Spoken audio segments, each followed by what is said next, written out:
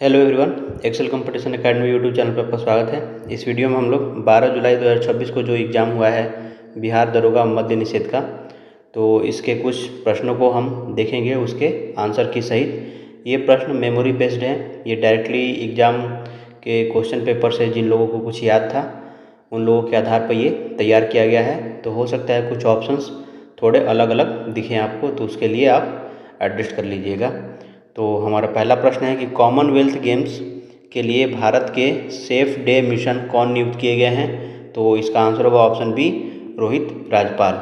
तो भारतीय ओलंपिक संघ ने रोहित राजपाल को 2026 कॉमनवेल्थ गेम्स के लिए भारत का सेफ डे मिशन नियुक्त किया है।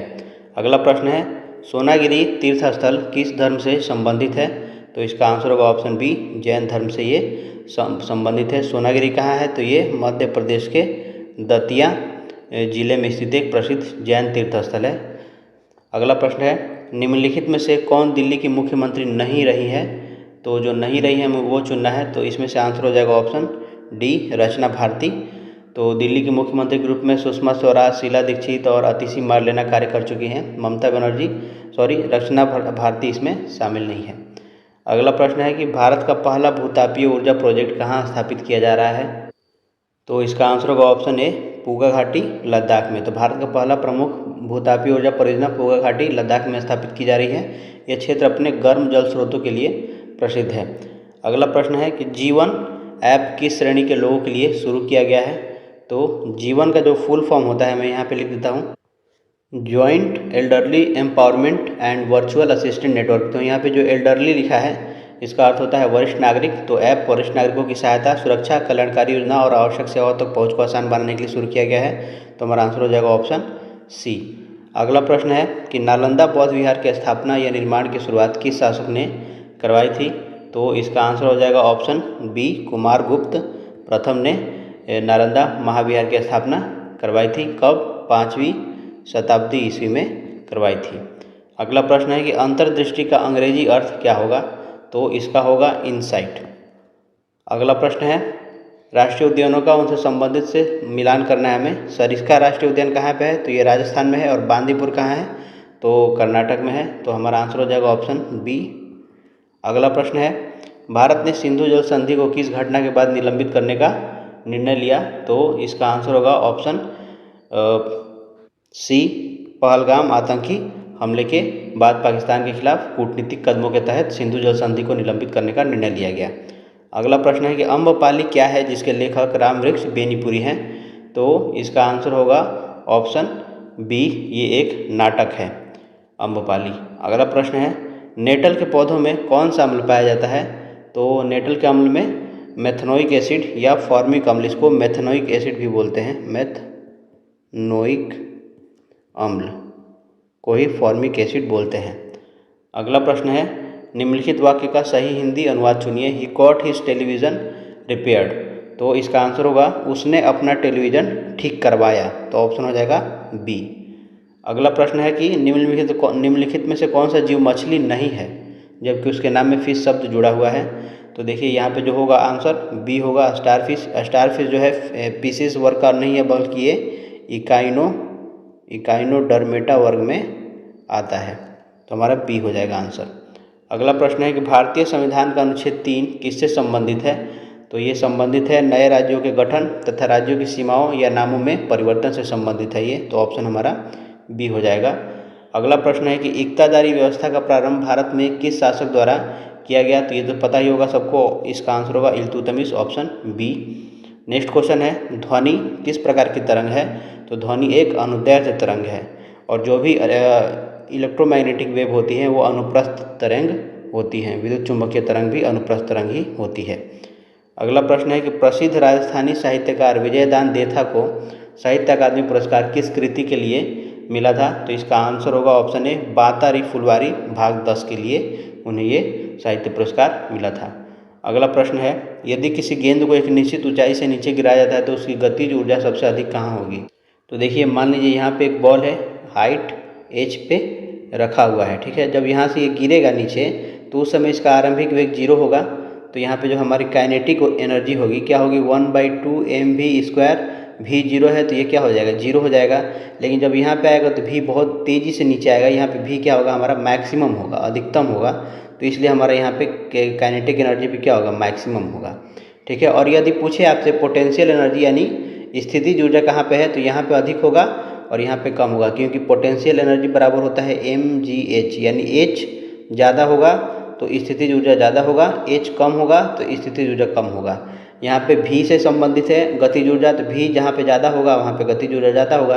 यहाँ पे v जीरो होगा क्योंकि हम यहाँ धीरे से बॉल को ड्रॉप कर रहे हैं, और यहाँ पे आएगा तो मैक्सिमम हो जाएगा। तो हमारी आंसर क्या होगा, जमीन से टकराने से ठीक पहले, तो ऑप्शन हो जाएगा हमारा सी। अगला प्रश्न है, लौरिया अरेराज लौरिया नंदनगढ़ बिहार के किस जिले में स्थित महत्वपूर्ण पुरातात्विक स्थल है, तो ये स्थित है पश्चिम चंपारण में स्थित है। अगला प्रश्न है कि भारत की बाहरी खुफिया agency research and analysis wing के वर्तमान प्रमुख कौन है, तो ये हैं पराग जैन, हाँ सही है, पराग जैन ही इसका आंसर होगा। अगला प्रश्न है कि झारखंड राज्य की सबसे ऊंची चोटी कौन सी है, तो ये है पारसनाथ की पहाड़ी, ऑप्शन हो जाएगा बी। अगला प्रश्न है कि सम्राट अशोक के अधिकांश शिलालेखों में किस लिपि का प्रयोग किया गया था, तो ब्राह्मी लिपि का प्रयोग किया गया था। हालांकि कुछ जगहों पे खरोशी लिपि भी प्रयोग किया गया है, लेकिन सबसे ज़्यादा ब्राह्मी लिपि प्रयोग किया गया है। अगला प्रश्न है, भारत की सबसे पूर्वी पहाड़ी श्रृंखला कौन सी है, तो पटकाई बूम भी सबसे पूर्वी पहाड़ी श्रृंखला है जो म्यांमार को भारत से अलग करती है। अगला प्रश्न है कि मानव विकास सूचकांक का निर्धारण किन आधारों पर किया जाता है, तो इसके 3 मानक है, स्वास्थ्य, शिक्षा और आय, ऑप्शन हो जाएगा ए। अगला प्रश्न है कि डिसमिस शब्द का हिंदी अर्थ क्या होगा, तो इसका अर्थ होता है बर्खास्त करना या पद से हटाना, ऑप्शन बी हो जाएगा। अगला प्रश्न है, रिपोर्ट शब्द का हिंदी रूप क्या होगा, तो इसका होता है रिपोर्ट का मतलब प्रतिवेदन। अगला प्रश्न है, सरहुल महोत्सव मुख्य रूप से किस राज्य के जनजातीय समुदाय द्वारा मनाया जाता है, तो सरहुल सामान्यतः झारखंड का प्रमुख त्यौहार है। अगला प्रश्न है, कुशेश्वर स्थान पक्षी अभयारण्य बिहार के किस जिले में स्थित है, तो ये है दरभंगा जिले में, ऑप्शन बी हो जाएगा। अगला क्वेश्चन है, मध्यकालीन यूरोप में गिल्ड का गठन मुख्य रूप से किस उद्देश्य से किया गया था, तो व्यापारियों और कारीगरों के हितों की रक्षा के लिए गिल्ड का गठन किया गया था, तो ऑप्शन इसका बी हो जाएगा। अगला प्रश्न है, अंत्योदय अन्न योजना मुख्य रूप से किन लोगों के लिए लागू की गई, तो अंत्योदय अन्न योजना जो है वो समाज के सबसे गरीब एवं वंचित परिवारों के लिए लागू की गई थी, यानी गरीबी रेखा से नीचे वाले लोगों के लिए। रामचरित पुस्तक के लेखक कौन है, तो अगर रामचरित मानस होता तो आंसर तुलसीदास होता, सिर्फ रामचरित है तो संध्याकरण नंदी हो जाएगा हमारा आंसर। अगला प्रश्न है, द ग्रेट इंडियन नॉवेल पुस्तक के लेखक कौन है, तो इनका नाम है शशि थरूर। अगला प्रश्न है, कोटेश्वर धाम बिहार के किस जिले में स्थित एक प्रसिद्ध धार्मिक स्थल है, तो ये मधुबनी में स्थित है, ऑप्शन ए हमारा आंसर हो जाएगा। अगला प्रश्न है कि प्रधानमंत्री श्रम योगी मानधन योजना के अंतर्गत अभ्यर्थी को प्रति माह कितनी राशि का अंशदान जमा करना होता है, तो 55 रुपये से 200 रुपये प्रति माह के बीच जमा करना होता है। अगला प्रश्न है, एक कूलम आवेश किसके बराबर होता है, तो ये होता है 6.25 × 10⁻18 इलेक्ट्रॉनों के आवेश के बराबर होता है, तो आंसर हो जाएगा हमारा ऑप्शन ए। अगला प्रश्न है, कुशेश्वर स्थान पक्षी अभयारण्य बिहार के किस जिले में स्थित है, तो ये दरभंगा में स्थित है, ऑप्शन बी हो जाएगा। अगला क्वेश्चन है, अंत्योदय अन्न योजना के अंतर्गत अंत्योदय राशन कार्ड मुख्य रूप से किन परिवारों को प्रदान किया जाता है, तो गरीबी रेखा से जो नीचे वाले हैं, ऑप्शन इसका सी होगा। अगला प्रश्न है, Tata iron and steel company की स्थापना किस वर्ष की गई थी, तो ये 1907 में की गई थी। अगला प्रश्न है, संयुक्त राष्ट्र द्वारा अंतर्राष्ट्रीय आलू दिवस मनाने के प्रस्ताव का नेतृत्व किस देश ने किया था, तो इसका आंसर होगा ऑप्शन बी, पेरू ने किया था। निम्नलिखित में से किस वेद में जादू टोना तंत्र मंत्र रोग निवारण तथा लोकाचार से संबंधित मंत्रों का विवरण मिलता है, तो इसका आंसर हो जाएगा option D, Atharvaveda. Next question है कि यदि x + 3y = k - 3 12x + y = 3 है तो k के किस मान के लिए समीकरण का युग्म का एक अद्वितीय हल होगा, तो देखिए इसको हल करते हैं। x का कोफिशिएंट क्या है, 1 है, इसमें x का कोफिशिएंट 12 है, बराबर इसका कोफिशिएंट 3, नीचे 1 है, ऊपर k - 3 बटे में 3, इन दोनों को हल करेंगे तो 9 = k - 3, तो k बराबर हो जाएगा 12। और जब यदि आप इसको इसके साथ लेंगे तो 1/12 बराबर k - 3 बटे में 3, तो 3 बराबर 12k - 36, तो 12k बराबर 39, तो k बराबर 39/12, 12। तो यहाँ पे अलग मान आ रहा है, यहाँ पे अलग मान रहा है, यानी कि के का कोई भी वास्तविक मान संभव नहीं है। हो सकता है क्वेश्चन में कुछ त्रुटि हो तो आप उसके हिसाब से अपना आंसर एडजस्ट कर लेंगे सॉल्व करके। अगला प्रश्न है कि भारत में खनिज उत्पादन में प्रथम स्थान किस राज्य का है? तो इसका आंसर होगा ऑप्शन डी, उड़ीसा का है। अगला प्रश्न है निम्नलिखित में से लेटराइट मिट्टी मुख्य रूप से कहाँ पाई जाती है? तो लेटराइट मिट्टी जो है पश्चिमी घाट एवं पूर्वी घाट के उच्च वर्षा वाले क्षेत्रों में पाई जाती है, यानी केरल और कर्नाटक वाले क्षेत्रों में जनरली पाई जाती है। अगला प्रश्न है अनहैप्पी इंडिया पुस्तक के लेखक कौन है? तो इसके लेखक हैं लाला लाजपत राय, ऑप्शन सी हो जाएगा। नेक्स्ट क्वेश्चन है सम्राट चौधरी ने बिहार के मुख्यमंत्री के रूप में पद एवं गोपनीयता की शपथ कब ग्रहण की थी? तो ये 15 अप्रैल 2026 को इन्होंने ग्रहण की थी। नेक्स्ट क्वेश्चन है कि सिंधु सभ्यता के विकास के क्रम में निम्नलिखित स्थलों का सही अनुक्रम कौन सा होगा? तो जो सही अनुक्रम होगा वो होगा पहले मेहरगढ़, उसके बाद अमरी, तब कालीबंगा और उसके बाद लोथर। तो हमारा आंसर हो जाएगा ऑप्शन ए। नेक्स्ट क्वेश्चन है ब्रिटिश काल में बंगाल सेना की पौधशाला यानी nursery of the Bengal army किसे कहा जाता था? तो ये अवध को कहा जाता था, ऑप्शन इसका बी हो जाएगा। अगला प्रश्न है कि पूर्वी घाट की सबसे ऊंची चोटी कौन सी है? तो पूर्वी घाट की सबसे जो ऊंची चोटी है वो जिंदागड़ा चोटी है। हालांकि कुछ लोग महेंद्रगिरी भी बोलते हैं।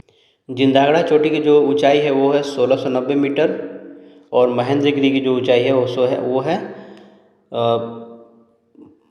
1501 मीटर। तो हमारा आंसर क्या हो जाएगा? ऑप्शन बी हो जाएगा। अगला प्रश्न लॉर्ड मैकाले की अध्यक्षता में प्रथम विधि आयोग का गठन कब किया गया था? तो ये गठित किया गया था 1834 ईस्वी में। नेक्स्ट क्वेश्चन है कि निम्नलिखित में से कौन सी मिट्टी गीली होने पर फूल जाती है तथा सूखने पर सिकुड़ जाती है? तो इसका आंसर होगा काली मिट्टी, जिसे रेगुर मिट्टी के नाम से भी जाना जाता है। तो इस वीडियो में बस इतना ही था। मिलते हैं इसके अगले पार्ट में। यदि और कुछ क्वेश्चन मिलेंगे तो मैं उस पर वीडियो बना के दोबारा अपलोड करूँगा। और यदि आप में से कुछ लोगों को पता है ये क्वेश्चन जो इसमें शामिल नहीं है तो आप उसे कमेंट करें ताकि दूसरों को हेल्प मिल सके। तब तक के लिए धन्यवाद। जय हिंद।